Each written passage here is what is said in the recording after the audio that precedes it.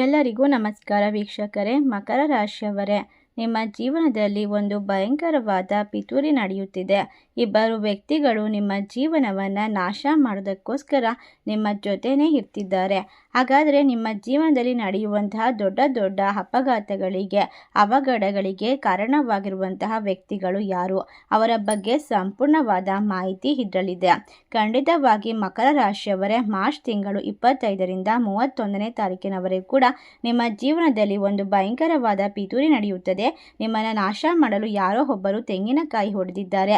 ನೀವು ಕೇಳಿದ್ದು ನಿಜ. ನಿಮ್ಮ ಮೇಲಿನ ದ್ವೇಷದಿಂದ ಕುರುಡಾಗಿರುವಂತಹ ಇಬ್ಬರು ವ್ಯಕ್ತಿಗಳು, ಒಬ್ಬ ಮಹಿಳೆ ಮತ್ತು ಒಬ್ಬ ಪುರುಷ, ನಿಮ್ಮನ್ನು ಮತ್ತು ನಿಮ್ಮ ಕುಟುಂಬವನ್ನು ನಾಶ ಮಾಡಲು ಪ್ರಯತ್ನಿಸ್ತಾ ಇದ್ದಾರೆ. ಅದಾಗಿಯೂ ಕೂಡ ಹಿಂದಿನಿಂದ, ಅಂದರೆ ಮಾರ್ಚ್ 2026, 25ನೇ ತಾರೀಕಿನಿಂದ 31ನೇ ತಾರೀಕಿನವರೆಗೂ ಕೂಡ ನಿಮ್ಮ ಮೇಲೆ ದೊಡ್ಡ ದೊಡ್ಡ ಪಿತೂರಿಗಳು ಸಹ ನಡೆಯುವಂತಹ ಸಂದರ್ಭ ಇದಾಗಿರೋದ್ರಿಂದ ನೀವು ಜಾಗರೂಕರಾಗಿಲ್ಲದಿದ್ದರೆ ನಿಮ್ಮ ಜೀವನದಲ್ಲಿ ಬಹಳಷ್ಟನ್ನು ಕಳೆದುಕೊಳ್ತೀರಾ. ನಿಮ್ಮ ಜೀವನದಲ್ಲಿ ಅನಿರೀಕ್ಷಿತವಾದ ಅನಾಹುತ ಸಂಭವಿಸಬಹುದು. ಆ ಇಬ್ಬರು ವ್ಯಕ್ತಿಗಳು ಯಾರು, ನಿಮ್ಮನ್ನು ಏಕೆ ಹಿಂಬಾಲಿಸುತ್ತಿದ್ದಾರೆ ಮತ್ತು ನಿಮ್ಮ ಬೆನ್ನಿಗೆ ಚೂರಿ ಹಾಕುತ್ತಿರುವಂತಹ ಆ ಜನರು ನಿಮ್ಮ ಬಗ್ಗೆ ಯಾವ ರೀತಿ ಕೆಟ್ಟದಾಗಿ ಅಪಪ್ರಚಾರವನ್ನು ಮಾಡ್ತಾ ಇದ್ದಾರೆ, ಎಲ್ಲವನ್ನ ಕೂಡ ಇವತ್ತಿನ ವಿಡಿಯೋದಲ್ಲಿ ನೋಡ್ತಾ ಹೋಗೋಣ. ಎಲ್ಲದಕ್ಕೂ ಕೂಡ ಪರಿಹಾರ ಇರುತ್ತದೆ. ಆ ಪರಿಹಾರವನ್ನು ವಿಡಿಯೋದ ಕೊನೆಯಲ್ಲಿ ತಿಳಿಸಿಕೊಡ್ತೇನೆ. ಎಲ್ಲೂ ಕೂಡ ಸ್ಕಿಪ್ ಮಾಡದೆ ಪೂರ್ತಿಯಾಗಿ ನೋಡಿ. ಮಕರ ರಾಶಿಯವರೇ, ಈ ಸಮಯ ನಿಮ್ಮ ಜೀವನ ಅತ್ಯಂತ ಅದ್ಭುತವಾದ ತೊಂದರೆ ಅಷ್ಟೇ ಅಲ್ಲದೆ ಅನುಮಾನ, ಅವಮಾನ, ಕಣ್ಣೀರುಗಳಿಂದ ತುಂಬಿರುವಂತಹ ಸಾಕಷ್ಟು ಗೊಂದಲಗಳನ್ನು ಅನುಭವಿಸಿದ್ದೀರಾ. ಆದರೆ ಈಗ ನಿಮ್ಮ ಶಕ್ತಿಯನ್ನು ನೀವು ಹೊರತೆಗೆಯುವಂತಹ ಸಂದರ್ಭ ಪ್ರಾರಂಭವಾಗ್ತಾ ಇದೆ. ನಿಮ್ಮ ಜೀವನದಲ್ಲಿ ಆಂಜನೇಯ ಸ್ವಾಮಿಯ ಸಂಪೂರ್ಣವಾದ ಆಶೀರ್ವಾದ ಇರೋ ತನಕ ಯಾರೂ ಕೂಡ ನಿಮ್ಮನ್ನು ಏನು ಮಾಡೋದಕ್ಕೆ ಸಾಧ್ಯವಿಲ್ಲ.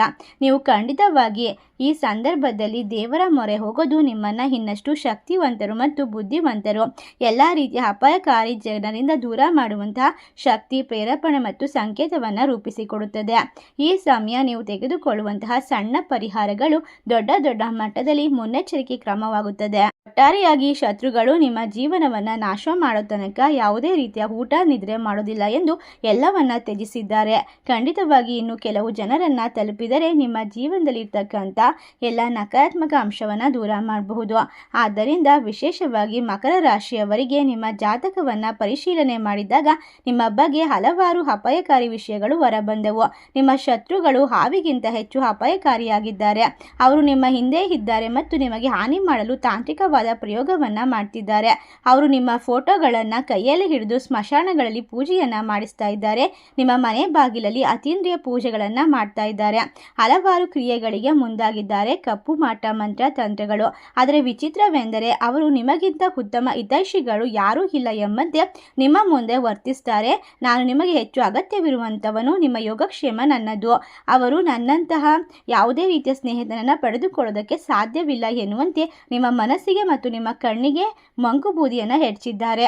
ಅವರು ನಿಮ್ಮನ್ನು ಆಸೆಯಂತಹ ಸಿಹಿ ಮಾತುಗಳನ್ನು ಹೇಳ್ತಾರೆ. ನೀವು ಕೂಡ ಅವರನ್ನ ಕುರುಡರಾಗಿ ನಂಬಿಬಿಟ್ಟಿದ್ದೀರಾ ಮತ್ತು ನಿಮಗೆ ಸಮಸ್ಯೆ ಬಂದಾಗಲೆಲ್ಲ ಸಲಹೆಗಾಗಿ ಅವರ ಬಳಿಗೆ ಹೋಗುತ್ತಿದ್ದೀರಾ. ಆದರೆ ನೀವು ದೊಡ್ಡ ತಪ್ಪು ಮಾಡುತ್ತಿರೋದು ಅಲ್ಲೇ. ಖಂಡಿತವಾಗಿ ಅವರು ನಿಮಗೆ ನೀಡುವಂತಹ ಪ್ರತಿಯೊಂದು ಸಲಹೆ ಕೂಡ ರಾಹು ಮತ್ತು ಕೇತುಗಿಂತ ಅಪಾಯಕಾರಿಯಾಗಿದೆ ಎಂಬುದನ್ನು ನೆನಪಿಟ್ಟುಕೊಳ್ಬೇಕು. ಇದು ನಿಮ್ಮನ್ನು ದಾರಿ ತಪ್ಪಿಸುತ್ತದೆ ಮತ್ತು ನಿಮ್ಮ ಜೀವನವನ್ನು ನರಕವಾಗಿಸುತ್ತದೆ. ಆದರೆ ಭಯ ಪಡಬೇಡಿ. ದೇವರು ಈ ಸಂದರ್ಭದಲ್ಲಿ ಮಕರ ರಾಶಿಯವರಿಗೆ ಒಂದು ಉತ್ತಮವಾದ ಅವಕಾಶವನ್ನು ನೀಡ್ತಿದ್ದಾನೆ.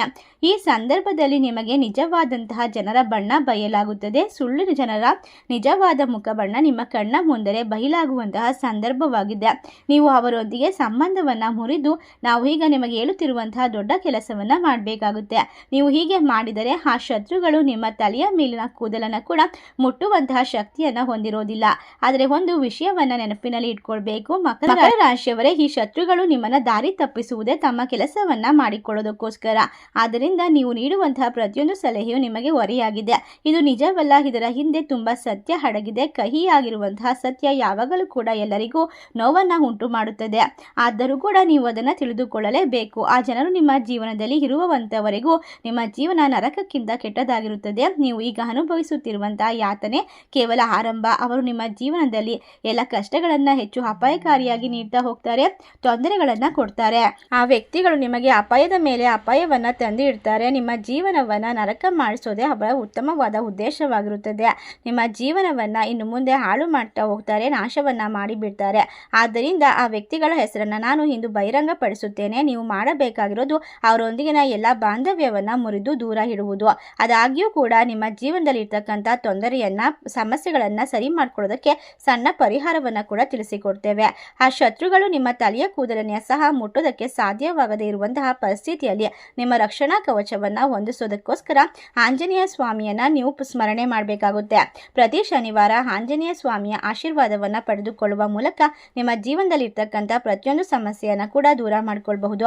ಅಷ್ಟೇ ಅಲ್ಲದೆ ಆ ವ್ಯಕ್ತಿಗಳು ಎಲ್ಲ ತಾಂತ್ರಿಕವಾದ ಬಂಧಗಳನ್ನ ನಿಮ್ಮ ಮೇಲೆ ಪ್ರಯೋಗ ಮಾಡ್ತಾ ಇರೋದ್ರಿಂದ ನಿಮ್ಮ ವ್ಯಾಪಾರ, ವ್ಯವಹಾರ, ಅದೃಷ್ಟ ಎಲ್ಲವೂ ಕೂಡ ನರಕವಾಗ್ತಾ ಹೋಗ್ತಿದೆ.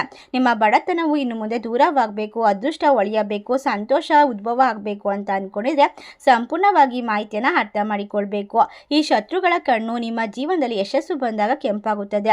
ನೀವು ಬೆಳೆದಂತೆ ಅವರು ಒಳಗೆ ಕಹಿಯಾಗುತ್ತಾರೆ. ಆ ಅಸೂಯೆಯಿಂದ ಅವರು ನಿಮ್ಮ ಮೇಲೆ ತಾಂತ್ರಿಕ ಪ್ರಯೋಗವನ್ನ ಮಾಡುತ್ತಾರೆ. ಒಟ್ಟಾರೆಯಾಗಿ ಮಾಟ ಮಂತ್ರ ಮಾಡಿಸುತ್ತಿದ್ದಾರೆ. ನಿಮ್ಮ ಮನಸ್ಸನ್ನ ಬಂಧಿಸಿ ಈಗ ತಪ್ಪು ನಿರ್ಧಾರವನ್ನ ತೆಗೆದುಕೊಳ್ಳುವಂತೆ ಮಾಡ್ತಾ ಇದ್ದಾರೆ. ನಿಮ್ಮ ಕುಟುಂಬದ ಮೇಲೂ ಕೂಡ ಯೋಗಕ್ಷೇಮಕ್ಕಾಗಿ ನೀವು ಅವರಿಂದ ದೂರ ಇರೋದು ಉತ್ತಮ. ನಾನು ಇಂದು ಎಲ್ಲವನ್ನ ನಿಮ್ಮನ್ನ ಹೆದರಿಸೋದಕ್ಕೋಸ್ಕರ ಹೇಳ್ತಾ ಇಲ್ಲ. ನನ್ನ ಏಕೈಕ ಉದ್ದೇಶ ಅಂದ್ರೆ ನಿಮ್ಮನ್ನ ಜಾಗೃತಿಗೊಳಿಸೋದು. ಖಂಡಿತವಾಗಿ ಈ ಹೊಸ ವರ್ಷ ಅಂದ್ರೆ 2026 ಮಾರ್ಚ್ ತಿಂಗಳ ನಂತರ ಹೊಸದಾದ ವಿಶೇಷವಾದ ಗ್ರಹಗಳ ಪರಿಚಲನೆಯು ನಿಮ್ಮ ಜೀವನದ ಮೇಲೆ ನೇರವಾಗಿ ಪರಿಣಾಮವನ್ನ ಬೀರುತ್ತದೆ. ನಿಮ್ಮ ಜೀವನದಲ್ಲಿ ಇರ್ತಕ್ಕಂತಹ ಎಲ್ಲಾ ರೀತಿಯ ಏರುಪೇರು ತೊಂದರೆಗಳು ಸರಿ ಹೋಗುವಂತಹ ಸಂದರ್ಭ ಈಗ ಗೋಚರವಾಗ್ತಾ ಇದೆ. ನೀವು ಯೋಚಿಸಿದಂತಹ ವಿಷಯಗಳು ಮಧ್ಯದಲ್ಲಿ ನಿಲ್ಲುತ್ತವೆ. ಇದಕ್ಕೆ ಕಾರಣ ನಿಮ್ಮ ಅದೃಷ್ಟ ಚೆನ್ನಾಗಿರುವುದಿಲ್ಲ ಅಂತ ಅಲ್ಲ, ಅದರ ಬದಲಾಗಿ ನಿಮ್ಮ ಶತ್ರುಗಳೇ ಕಾರಣ. ಅಂದರೆ ನಿಮ್ಮ ವ್ಯವಹಾರ ನಷ್ಟಗಳಿಗೂ ನಿಮ್ಮ ಮನೆಯಲ್ಲಿ ನಡೆಯುತ್ತಿರುವಂತಹ ಜಗಳಗಳಿಗೂ ಯಾರು ಕಾರಣವೆಂದು ನಿಮಗೀಗ ತಿಳಿಯುತ್ತದೆ. ನೀವು ಮುಂದೆ ಎಲ್ಲಿಗೆ ಹೋಗುತ್ತೀರಾ, ಏನು ಮಾಡುತ್ತೀರಾ ಎಂದು ನೋಡಲು ಅವರು ನಿಮ್ಮ ಮೇಲೆ ನಿಂಬೆ ಹಣ್ಣನ್ನು ಪ್ರಯೋಗಿಸಿ ನಿಮ್ಮ ಅದೃಷ್ಟವನ್ನ ಕಟ್ಟಿ ಹಾಕಿದ್ದಾರೆ. ಇದು ನಿಮಗೆ ಈ ಶತ್ರುಗಳ ಹೆಸರನ್ನ ನೀವು ತಿಳಿದುಕೊಳ್ಳುವಷ್ಟು ಬೇಗವಾಗಿ ನೀವು ಅವರಿಂದ ದೂರ ಉಳಿದುಕೊಳ್ಳೋದು ದೊಡ್ಡದಾದ ಒಂದು ವಿಶೇಷವಾದ ಪರಿಹಾರವಾಗಿರುತ್ತದೆ. ಅಂತವರು ಎಂಥದೇ ರೀತಿಯ ನಿಮಗೆ ಹತ್ತಿರದ ಸಂಬಂಧಿ ಆಗಿದ್ರೂ ಪರವಾಗಿಲ್ಲ, ಅಂತವರ ಜೊತೆ ಇರುವಂತಹ ಎಲ್ಲ ಒಡನಾಟವನ್ನ ಹಿಂದಿನಿಂದಲೇ ದೂರ ಮಾಡಿಕೊಳ್ಳೋದು ಉತ್ತಮ. ಅವರು ಬಿಟ್ಟು ಹೋದ ನಂತರ ನಿಮ್ಮ ಜೀವನದಲ್ಲಿ ಅವಕಾಶಗಳು ಮತ್ತೆ ಬರುತ್ತದೆ. ಆದ್ದರಿಂದ ಅದೃಷ್ಟ ಶತ್ರುಗಳು ನಿಮ್ಮ ಮೇಲೆ ನಿರಂತರವಾಗಿ ಮಾಂತ್ರಿಕ ಕ್ರಿಯೆಗಳನ್ನ ಮಾಡ್ತಿದ್ದಾರೆ. ಅವರು ಜೀವನದಲ್ಲಿ ಎಲ್ಲಾ ರೀತಿಯ ತೊಂದರೆಗಳಿಗೂ ಕೂಡ ನಿಮ್ಮ ಮುಖಾಂತರ ಪರಿಹಾರ ಕಂಡುಕೊಳ್ಳೋದೇ ಅವರ ಉದ್ದೇಶವಾಗಿರುತ್ತದೆ. ನಿಮಗೆ ಹಣ ಬಂದರೆ ಅವರು ಸಹಿಸೋದಿಲ್ಲ, ಯಶಸ್ಸು ಬಂದರೆ ಸಹಿಸೋದಿಲ್ಲ. ನಿಮ್ಮ ಸಂತೋಷವನ್ನ ನೋಡಿ ಒಳಗೊಳಗೆ ಕುದಿಯುತ್ತಾರೆ, ಬೆಂಕಿ ಅಂತೆ ಮಂಡಲವಾಗ್ತಾರೆ. ಆದ್ದರಿಂದ ನಿರಂತರವಾಗಿ ನಿಮ್ಮ ಮೇಲೆ ಕಣ್ಣಿಟ್ಟಿರುವಂತಹ ವ್ಯಕ್ತಿ ನಿಮ್ಮ ಜೀವನದಲ್ಲಿ ಸ್ವಲ್ಪ ಸಂತೋಷವಿದ್ದರೂ ಸಹ ಆ ವ್ಯಕ್ತಿ ನಿಮ್ಮ ಮೇಲೆ ಕೆಟ್ಟ ಕಣ್ಣನ್ನ ಹಾಕ್ತಾ ಇರ್ತಾರೆ. ದುಷ್ಟ ಕಣ್ಣಿನ ಪ್ರಭಾವದಿಂದ ನಿಮ್ಮ ಸಂತೋಷ ಒಂದು ಕ್ಷಣದಲ್ಲಿ ಆವಿಯಾಗ್ಬಿಡುತ್ತದೆ. ಅದಲ್ಲದೆ ಈ ಸಂದರ್ಭದಲ್ಲಿ ಲಕ್ಷ್ಮೀ ದೇವಿಯು ಕೂಡ ನಿಮ್ಮ ಮನೆ ಬಾಗಿಲಿಗೆ ಬರುತ್ತಾಳೆ. ಆದರೆ ಈ ಶತ್ರುಗಳ ಕಣ್ಣಿನಿಂದ ಅವಳು ಒಳಗೆ ಬರದೆ ಹಿಂತಿರುಗುತ್ತಿದ್ದಾಳೆ. ನಿಮ್ಮ ಮನೆಯಲ್ಲಿ ಕುಳಿತು ನಿಮ್ಮ ಅವನವನ್ನ ಅವರು ಮಾಡ್ತಾ ಇದ್ದಾರೆ. ನಿಮ್ಮ ಜೀವನವನ್ನ ನಾಶ ಮಾಡ್ತಾ ಇದ್ದಾರೆ. ನಿಮ್ಮ ಅನ್ನವನ್ನ ತಿನ್ನುತ್ತಾ ನಿಮ್ಮ ಉಪ್ಪಿನ ಋಣವನ್ನ ಅವರು ಇಟ್ಕೊಳ್ತಾ ನಿಮ್ಮ ಜೀವನದ ನಾಶವನ್ನ ಬಯಸ್ತಿರುವಂತಹ ದುಷ್ಟ ವ್ಯಕ್ತಿಗಳು ಯಾರು ಎಂಬುದು ನಿಮಗೆ ಸ್ಪಷ್ಟವಾಗುತ್ತದೆ. ಆದಾಗ್ಯೂ ಕೂಡ ಮಕರ ರಾಶಿಯವರೇ, ಇನ್ನು ಮುಂದೆ ನಿಮ್ಮ ಜೀವನದಲ್ಲಿ ಇರ್ತಕ್ಕಂಥ ಪ್ರತಿಯೊಂದು ಸಮಸ್ಯೆ ಎಲ್ಲ ಕಷ್ಟಗಳನ್ನ ಪರಿಹಾರ ಮಾಡಿಕೊಳ್ಳೋದಕ್ಕೆ ಕೇವಲ ಕೆಲವು ದಿನಗಳು ಮಾತ್ರ ಬಾಕಿ ಇದೆ. ಏಕೆಂದರೆ ನಿಮ್ಮ ಗ್ರಹಗಳ ಬದಲಾವಣೆ ನಿಮ್ಮ ಜೀವನದ ಮೇಲೆ ನೇರವಾದ ಪರಿಣಾಮವನ್ನ ಬೀರುತ್ತದೆ. ನೀವು ಸ್ವಲ್ಪ ಸಮಯ ಇದೇ ರೀತಿ ನಿಶಾಂತಿಯಾಗಿ ಶಬ್ದವಾಗಿ ಇದ್ದರೆ ನಿಮ್ಮ ಜೀವನದಲ್ಲಿ ಎಲ್ಲವೂ ಕೂಡ ಮುಗಿದು ಹೋಗುತ್ತದೆ. ಈಗ ನೀವು 4 ಜನರ ಗುಂಪಿನಲ್ಲಿ ಕುಳಿತಿರುವಾಗ ಯಾರಾದರೂ ನಿಮ್ಮನ್ನ ಹೊಗಳಿದರೆ ಅವರು ನೀವು ನಮ್ಮವರು ಎಂದು ಭಾವಿಸುತ್ತೀರಾ? ಅದೇ ನಿಮ್ಮ ದೊಡ್ಡ ತಪ್ಪು. ನಿಮ್ಮ ಉತ್ತಮವಾದ ಯೋಜನೆಗಳನ್ನ ಯಾರಿಗೂ ಕೂಡ ಹೇಳಿಕೊಳ್ಳಬಾರದು. ನಿಮ್ಮ ಮುಂದಿನ ತಿಂಗಳ ವಿಶೇಷವಾದ ಯಾವುದೇ ರೀತಿಯ ಹೊಸ ಶುಭ ಕಾರ್ಯವನ್ನು ಕೂಡ ಪ್ರಸ್ತಾವನೆ ಮಾಡಬಾರದು. ಯಶಸ್ಸು ಯಾವಾಗಲೂ ಗುಟ್ಟಾಗಿರಬೇಕು. ಆದ್ದರಿಂದ ನಿಮ್ಮ ಜೀವನದಲ್ಲಿ ಕಷ್ಟಗಳು ಕಡಿಮೆಯಾಗುತ್ತದೆ. ಇನ್ನು ಮುಂದೆ ನಿಮ್ಮ ಜೀವನದಲ್ಲಿ ಬರುವಂತಹ ಪ್ರತಿಯೊಂದು ಮಾತುಗಳನ್ನು ಯೋಚನೆ ಮಾಡಿ ಆಡಬೇಕಾಗುತ್ತೆ. ಯಾರು ನಿಮ್ಮವರು ಎಂದು ಸಂದರ್ಭದಲ್ಲಿ ಅರ್ಥ ಮಾಡಿಕೊಳ್ಬೇಕಾಗುತ್ತೆ. ನಿಮ್ಮ ತಲೆ ಸವರಿ ನಿಮಗೆ ಒಳ್ಳೆಯದನ್ನ ಹೇಳುವಂತಹ ಜನರೆಲ್ಲ ನಿಮ್ಮವರೇ ಆಗಿರುವುದಿಲ್ಲ. ದೊಡ್ಡ ತಪ್ಪು ಅಂದರೆ ನಿಮ್ಮ ಆಲೋಚನೆಗಳು ಮತ್ತು ಭವಿಷ್ಯದ ಯೋಜನೆಗಳ ಬಗ್ಗೆ ಎಲ್ಲರಿಗೂ ಕೂಡ ಹೇಳಿಕೊಳ್ಳೋದು. ಈ ಸಂದರ್ಭದಲ್ಲಿ ನಿಮ್ಮ ಮನೆಯಲ್ಲಿ ನಡೆಯುತ್ತಿರುವಂತಹ ಪ್ರತಿಯೊಂದು ನಕಾರಾತ್ಮಕ ಅಂಶಗಳು ನಿಮ್ಮಿಂದಲೇ ಅಂದರೆ ಕಾರಣ. ಏಕೆಂದರೆ ನೀವು ಮಾಡುವಂತಹ ಒಳ್ಳೆಯ ಕೆಲಸಗಳು, ಪರಿಶುದ್ಧವಾದ ಮನಸ್ಸು ಮತ್ತು ಬೇರೆಯವರಿಗೆ ಎಲ್ಲವನ್ನ ಹಂಚಿಕೊಳ್ಳೋದೇ ಕಾರಣವಾಗಿರುತ್ತೆ. ನಿಮ್ಮ ಸಂತೋಷಕ್ಕೆ, ಯಶಸ್ಸಿಗಾಗಿ ಅವರಿಗೆ ಅನೇಕ ನಿದ್ರೆ ಇಲ್ಲದ ರಾತ್ರಿಗಳನ್ನು ಕಳೆಯುತ್ತಿದ್ದಾರೆ. ನಿಮ್ಮ ದೇಹದ ಮೇಲೆ ಅನೇಕ ರೀತಿಯ ಪೆಟ್ಟುಗಳನ್ನು ಕೊಟ್ಟಿದ್ದಾರೆ. ನೀವು ಎಷ್ಟು ಶ್ರಮಿಸಿ ಈ ಮಟ್ಟಕ್ಕೆ ಬಂದಿದ್ದೀರಾ ಎನ್ನುವುದು ನಿಮಗೆ ಮಾತ್ರ ತಿಳಿದಿರುತ್ತದೆ. ಆದರೆ ಆ ವ್ಯಕ್ತಿಗಳು ಅದನ್ನೆಲ್ಲ ತಿಳಿದುಕೊಳ್ಳೋದಕ್ಕಿಂತ ಮುಂಚೆಯೇ ನಿಮ್ಮ ಮೇಲೆ ಅಸೂಯೆ ಪಟ್ಟು ನಿಮ್ಮ ನಿಮ್ಮ ವಿರುದ್ಧ ದ್ವೇಷ ಸಾಧಿಸುತ್ತಾರೆ. ಅಂತಿಮವಾಗಿ ಇನ್ನು ಮುಂದಿನ 15-20 ವರ್ಷಗಳ ಆತ್ಮೀಯ ಸ್ನೇಹಿತರಾಗಿರುವಂತಹ ನಿಮ್ಮ ರಕ್ತ ಸಂಬಂಧಿಗಳು ಸಹ ನಿಮ್ಮ ಹಿಂದೆ ಇರುವಂತಹ ನೋವಿನಿಂದ ನಿಮ್ಮ ಶತ್ರುಗಳಾಗಿ ಬದಲಾಗ್ತಾ ಇದ್ದಾರೆ. ಒಮ್ಮೆ ನಿಮಗಾಗಿ ಯಾರೂ ಇರಲಿಲ್ಲ, ಪ್ರಾಣ ತ್ಯಾಗ ಮಾಡಿದಂತಹ ಸ್ನೇಹಿತರು ಸಹೋದರರು ಈಗ ನಿಮ್ಮ ಆಸ್ತಿಗಳನ್ನು ನೋಡಿ ಸಹಿಸಲಾಗುತ್ತಿಲ್ಲ. ನಿಮ್ಮ ಆರೋಗ್ಯವಾಗಿರುವಂತಹ ಮನೆಯನ್ನು ನೋಡಿ ಅವರಿಗೆ ಇದ್ದಕ್ಕಿದ್ದಂತೆ ದಣಿವಾಗುತ್ತದೆ ಮತ್ತು ನೀವು ಎಷ್ಟೇ ಔಷಧಿಗಳನ್ನು ತೆಗೆದುಕೊಂಡರೂ ಕೂಡ ಮನೆಯಲ್ಲಿ ಇರ್ತಕ್ಕಂಥ ಗುರು ಹಿರಿಯರಿಗೆ ಯಾವುದೇ ರೀತಿಯ ಆರೋಗ್ಯದಲ್ಲಿ ಚೇತರಿಕೆ ಕಂಡು ಬರ್ತಾ ಇಲ್ಲ.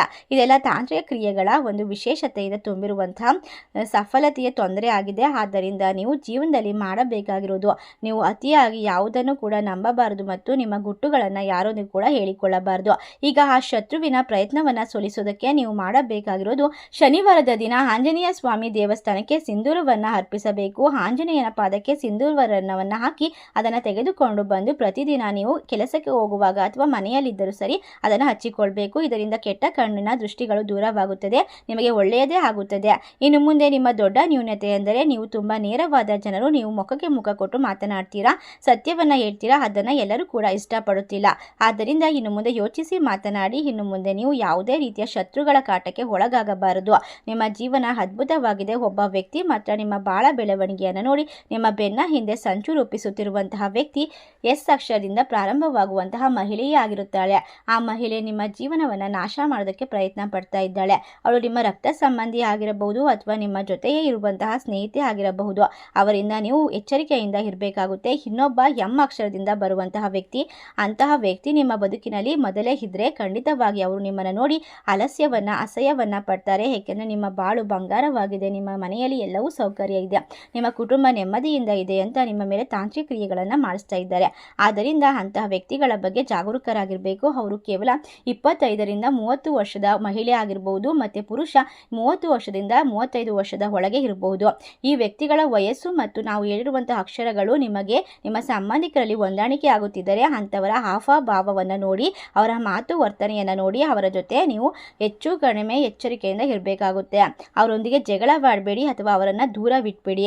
ನಿಮ್ಮ ರಹಸ್ಯ ಮತ್ತು ನಿಮ್ಮ ಯೋಜನೆಗಳನ್ನು ಅವರಿಗೆ ತಿಳಿಸಬೇಡಿ.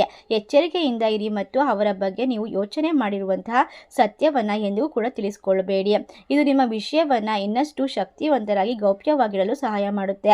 ಹೊಗಳುವಂತಹ ಜನರೆಲ್ಲ ನಿಮ್ಮ ಹಿತೈಷಿಗಳೆಲ್ಲ ನಿಮ್ಮ ನ್ಯೂನತೆಗಳನ್ನು ಎತ್ತಿ ತೋರಿಸುವ ಮೂಲಕ ನಿಮ್ಮನ್ನು ಪ್ರತಿದಿನ ಹೊಗಳಿ ಅಟ್ಟಕ್ಕೆ ಏರಿಸುವಂತಹ ವ್ಯಕ್ತಿಗಳು ನಿಮ್ಮ ಹಿತೈಷಿಗಳಾಗಿರೋದಕ್ಕೆ ಸಾಧ್ಯವಿಲ್ಲ.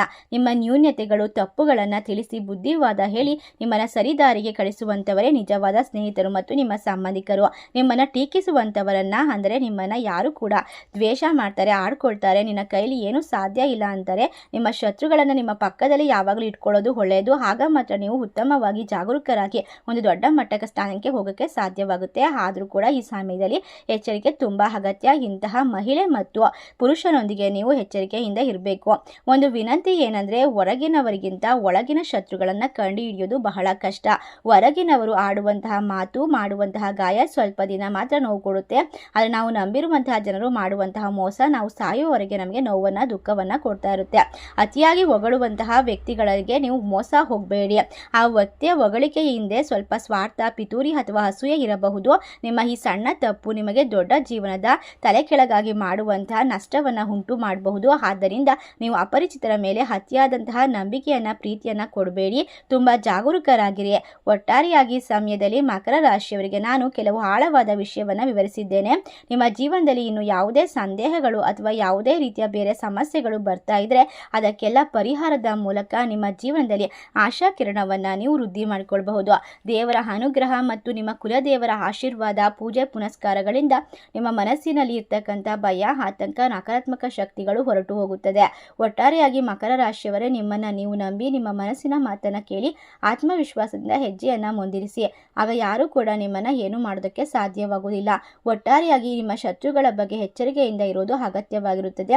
ನಿಮ್ಮ ಗುಪ್ತ ವಿಷಯಗಳನ್ನು ಯಾರೊಂದಿಗೂ ಕೂಡ ಹೇಳಿಕೊಳ್ಳೋದಕ್ಕೆ ಹೋಗಬೇಡಿ. ನಿಮ್ಮ ಕುಟುಂಬವನ್ನು ಸಂತೋಷವಾಗಿ ಇಟ್ಕೊಳ್ಳೋದು ನಿಮ್ಮ ಜವಾಬ್ದಾರಿ. ನಿಮ್ಮ ಜವಾಬ್ದಾರಿಯನ್ನು ಅಚ್ಚುಕಟ್ಟಾಗಿ ನಿರ್ವಹಿಸಿ ಮತ್ತು ಯಾವುದಕ್ಕೂ ಕೂಡ ಹೆದರುವ ಅವಶ್ಯಕತೆ ಇಲ್ಲ. ದೇವರ ಅನುಗ್ರಹ ನಿಮ್ಮ ಎಲ್ಲ ರೀತಿಯ ಕಷ್ಟಗಳನ್ನು, ಎಲ್ಲ ರೀತಿಯ ಶತ್ರುಗಳ ಕಾಟವನ್ನು ಪರಿಹಾರ ಮಾಡ್ತಾ ಹೋಗುತ್ತೆ. ನಿಮ್ಮ ಮನೆಯಲ್ಲಿ ಮನಸ್ಸಿನಲ್ಲಿ ಬೆಳಕು ಯಾವಾಗಲೂ ತುಂಬಿರುತ್ತದೆ. ನಿಮ್ಮ ಬಾಳು ಬಂಗಾರವಾಗಲಿ ಎಂದು ಹಾರೈಸುತ್ತಾ ಈ ಒಂದು ಮಾಹಿತಿ ನಿಮಗೆಲ್ಲ ಇಷ್ಟವಾಗಿದ್ದರೆ ನಿಮ್ಮ ಫ್ರೆಂಡ್ಸ್ ಆ್ಯಂಡ್ ಫ್ಯಾಮಿಲಿಗೆ ಶೇರ್ ಮಾಡಿ, ನಮ್ಮ ಚಾನಲ್ಗೆ ಸಬ್ಸ್ಕ್ರೈಬ್ ಮಾಡಿ. ಸರ್ವೇ ಜನ ಸುಖಿನೋ ಭವಂತು. ಧನ್ಯವಾದಗಳು.